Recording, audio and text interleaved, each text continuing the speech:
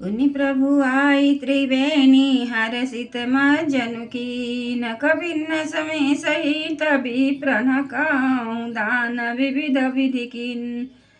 फिर त्रिवेणी में आकर प्रभु ने हर्षित होकर स्नान किया और बानरों सहित ब्राह्मणों को अनेकों प्रकार के दान दिए। प्रभु हनुमंत ही कहा बुझाई, धरि बटुरूप अवधपुर जाई। भरत ही कुशल हमारी सुनायहु, समाचार तुम चली आयहु। तदनंतर प्रभु ने हनुमान जी को समझाकर कहा, तुम ब्रह्मचारी का रूप धरकर अवधपुरी को जाओ। भरत को हमारी कुशल सुनाना और उनका समाचार लेकर चले आना। तुरत पवन सुत गवन तक भयऊ, तब प्रभु भारद्वाज पहि गयऊ।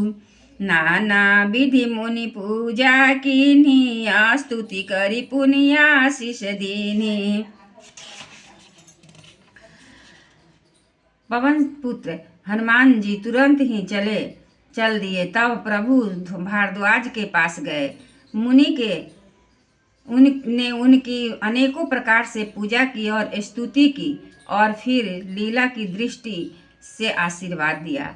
मुनि पद बंदी जुगल कर जोरी, चढ़ी विमान प्रभु चले बहोरी। यहाँ निषाद सुना प्रभु आए, नाव नाव कह लोग बुलाए। दोनों हाथ जोड़कर तथा मुनि के चरणों की वंदना करके प्रभु विमान पर चढ़कर फिर आगे चले। यहाँ जब निषाद राज ने सुना कि प्रभु आ गए, तब उसने नाव कहाँ है पुकारते हुए लोगों को बुलाया। सुरसरी नांगी न जान तब आयो, उतरे उतट प्रभु आए सुपायो। तब सीता पूजी सुरसरी, बहु प्रकार पुन चरणन परी। इतने में ही विमान गंगा जी को लांघकर इस पार आ गया और प्रभु की आज्ञा पाकर वह किनारे पर उतरा। तब सीता जी बहुत प्रकार से गंगा जी की पूजा करके फिर उनके चरणों पर गिरी।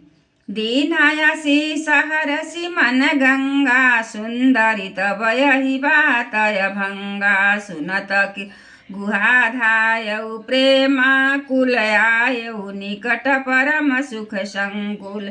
गंगा जी ने मन में हर्षित होकर आशीर्वाद दिया, हे सुंदरी, तुम्हारा सुहाग अखंड हो। भगवान के ने तट पर उतरने की बात सुनते ही निषाद राज गुह प्रेम से विह्वल होकर दौड़ा। परम सुख से परिपूर्ण होकर वह प्रभु के समीप आया। बहु प्रभु ही सहित बिलोकी भय देही, परे अवनि तन सुधि नहीं तेही। प्रीति परम बिलोकी रघुर, हरसी उठाए लियो लाई। और जानकी जी सहित प्रभु को देखकर वह आनंद समाधि में मग्न हो गया, पृथ्वी पर गिर पड़ा। उसे शरीर की सुध न रही। रघुनाथ जी ने उसका परम प्रेम देखकर उसे उठाकर हर्ष के साथ हृदय से लगा लिया।